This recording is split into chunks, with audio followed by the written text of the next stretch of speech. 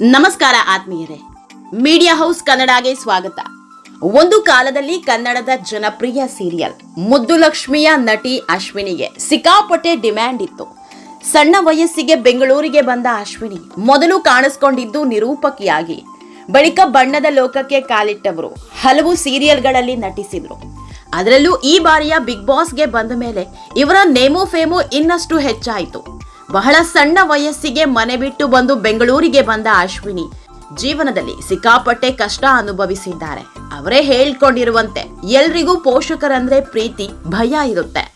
ಆದ್ರೆ ಪೋಷಕರಿಂದಲೇ ಮಕ್ಕಳಿಗೆ ಭಯ ಆದ್ರೆ ಇಂಥ ಪರಿಸ್ಥಿತಿಯಲ್ಲಿ ಬೆಳೆದವರು ನಟಿ ಅಶ್ವಿನಿ.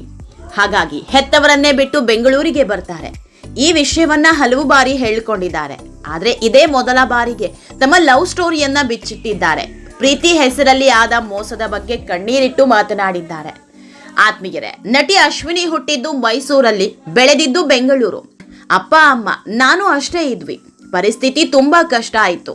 ನನ್ನ ಬಾಲ್ಯ ಚೆನ್ನಾಗಿ ಇರಲಿಲ್ಲ. ಅವುಗಳನ್ನ ನೆನೆಸ್ಕೊಂಡ್ರೆ ಬರೀ ಕೆಟ್ಟ ನೆನಪುಗಳೇ ಬರುತ್ತೆ. ಹೆತ್ತವು ತೆಗೆದುಕೊಳ್ಳುವ ನಿರ್ಧಾರಗಳು ಮಕ್ಕಳ ಮೇಲೆ ಪರಿಣಾಮ ಬೀರುತ್ತದೆ. ಹಾಗಾಗಿ ನನಗೆ ನನ್ನ ಬಾಲ್ಯ ನೆಗೆಟಿವ್ ಆಗೇ ಇತ್ತು. ಏನಾದ್ರೂ ಮೆಮೊರೀಸ್ ಇದ್ರೆ ಹೇಳಿ ಅಂದ್ರೆ ಯಾವುದೂ ಇಲ್ಲ.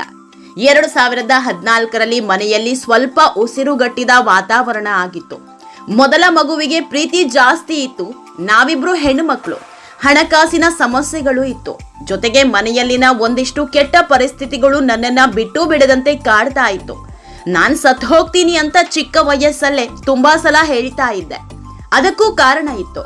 ಯಾಕಂದ್ರೆ ನಾನಿದ್ದ ಪರಿಸ್ಥಿತಿ ಹಾಗಿತ್ತು. ಯಾರೇ ಆಗ್ಲಿ ಹೆಣ್ಣು ಮಕ್ಕಳನ್ನ ಸರಿಯಾಗಿ ಟ್ರೀಟ್ ಮಾಡಿಲ್ಲ ಅಂದ್ರೆ ದಾರಿ ತಪ್ತಾಳೆ, ಇಲ್ಲ ಅವಳೇ ದಾರಿ ಹುಡ್ಕೊಂಡು ಹೋಗ್ತಾಳೆ.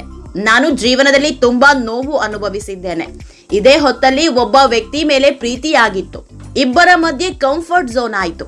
ನನ್ನ ಜೀವನದಲ್ಲಿ ಗೌರವ ಹುಡುಕ್ತಾ ಇದ್ದೆ. ಆದ್ರೆ ಆ ಮನುಷ್ಯನಿಗೆ ನಾನೊಬ್ಬಳೇ ಆಗಿರ್ಲಿಲ್ಲ. ದಿನಗಳು ಕಳೀತಾ ಇದ್ದಂತೆ ಸತ್ಯಾಂಶ ಗೊತ್ತಾಗೋದಕ್ಕೆ ಶುರುವಾಯಿತು. ಅವರೇ ನನ್ನ ಪ್ರಪಂಚ, ಅವರೇ ನನ್ನ ಸರ್ವಸ್ವ ಅಂದ್ಕೊಂಡಿದ್ದೆ. ಅವರಿಲ್ಲದೆ ಬದುಕೆ ಇಲ್ಲ ಅನ್ನೋ ಮನಸ್ಥಿತಿಯಲ್ಲಿದ್ದೆ. ಯಾಕಂದ್ರೆ ನಾನಷ್ಟು ಹುಚ್ಚಿಯಂತೆ ಪ್ರೀತಿ ಮಾಡ್ತಾ ಇದ್ದೆ. ನಾವಿಬ್ರು ಪ್ರೀತಿ ಮಾಡಿದ್ದು 1-2 ವರ್ಷ ಅಲ್ಲ, ಸುಮಾರು 4 ವರ್ಷ ಪ್ರೀತಿ ಮಾಡಿದ್ದೆವು. ಈ 4 ವರ್ಷದಲ್ಲಿ ಅವರೇ ನನ್ನ ಪ್ರಪಂಚ ಆಗಿದ್ರು. ನಮ್ಮ ಪ್ರೀತಿ ಶುರುವಾಗಿದ್ದು ಹಾಯ್ ಬಾಯ್ ಅನ್ನೋ ಸ್ನೇಹದಿಂದ. ಮೊದಲು ಒಳ್ಳೆಯ ಸ್ನೇಹಿತರಾಗಿದ್ದೆವು. ನನ್ನೆಲ್ಲ ಕಷ್ಟಗಳನ್ನ ಅವರ ಬಳಿ ಹೇಳ್ಕೊಂಡಿದ್ದೆ. ಅಕ್ಕಪಕ್ಕದವರು ತುಂಬಾ ಧೈರ್ಯ ತುಂಬ್ತಾ ಇದ್ರು. ಹೀಗಾಗಿ ನಾನವರಿಗೆ ತುಂಬಾ ಅಟ್ಯಾಚ್ ಆಗಿದ್ದೆ. ಆದ್ರೆ ಬರ್ತಾ ಬರ್ತಾ ಅವರು ನನ್ನ ಮಾತನಾಡಿಸೋದು ಬಿಟ್ರು. ಮನೆಯಲ್ಲಿ ತೋರ್ಸೋರನ್ನೇ ಮದುವೆ ಆಗ್ತೀನಿ ಅಂದ್ರು. ಆಮೇಲೆ ನನಗೆ ಅರ್ಥ ಆಯ್ತು ಅವರ ಜೀವನದಲ್ಲಿ ನಾನೊಬ್ಬಳೇ ಇಲ್ಲ ಅಂತ.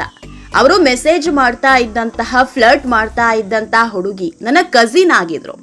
ಕೊನೆಗೆ ಆ ವಿಚಾರ ಗೊತ್ತಾಯ್ತು. ಆ ವ್ಯಕ್ತಿ ಇವತ್ತಿಗೂ ಕಾಂಟ್ಯಾಕ್ಟ್ ಇದ್ದಾರೆ, ಮದುವೆ ಆಗಿದೆ, ಮಗು ಆಗಿದೆ, ಚೆನ್ನಾಗಿದ್ದಾರೆ. ಅವತ್ತೇ ಕೊನೆ.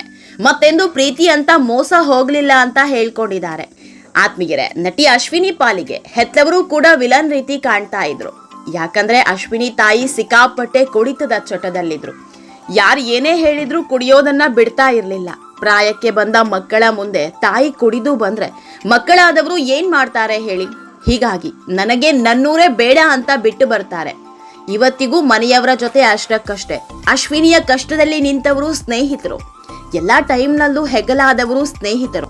ಹೀಗಾಗಿ ಸ್ನೇಹಿತರೇ ನನಗೆ ಎಲ್ಲ ಅನ್ಕೊಂಡು ಒಬ್ಬಂಟಿ ಜೀವನ ನಡೆಸ್ತಿದ್ದಾರೆ. ಬಿಗ್ ಬಾಸ್ ಮುಗಿಸಿ ಬಂದ ಮೇಲೆ ಅಶ್ವಿನಿಗೆ ಅದ್ಭುತ ಸ್ನೇಹಿತರೊಬ್ರು ಸಿಕ್ಕಿದ್ದಾರೆ. ಅವರೇ ರಾಶಿಕಾ ಶೆಟ್ಟಿ. ರಾಶಿ ಹಾಗೂ ಅಶ್ವಿನಿ ಒಂದೊಳ್ಳೆ ಸ್ನೇಹಿತರಾಗಿದ್ದಾರೆ. ಸೋಷಿಯಲ್ ಮೀಡಿಯಾದಲ್ಲಿ ಇವರಿಬ್ಬರ ವಿಡಿಯೋಗಳು ಸಖತ್ ಸದ್ದು ಮಾಡ್ತಾ ಇದೆ. ಇಬ್ರು ಸೇರ್ಕೊಂಡು ಸಿಕ್ಕಾಪಟ್ಟೆ ರೌಂಡ್ಸ್ ಹೊಡಿತಾ ಇದ್ದಾರೆ. ದೇಗುಲ ಪಾರ್ಟಿ ಫಂಕ್ಷನ್ ಅಂತ ರೌಂಡ್ಸ್ ಹಾಕ್ತಾ ಇದ್ದಾರೆ. ಅಶ್ವಿನಿ ಸದ್ಯಕ್ಕೆ ಒಂದೊಳ್ಳೆ ಆಫರ್ಗಾಗಿ ಕಾಯ್ತಿದ್ದಾರೆ. ಮುದ್ದುಲಕ್ಷ್ಮಿ ಆದ್ಮೇಲೆ ಹೇಳ್ಕೊಳ್ಳುವಂತ ಪ್ರಾಜೆಕ್ಟ್ ಸಿಕ್ಕಿಲ್ಲ.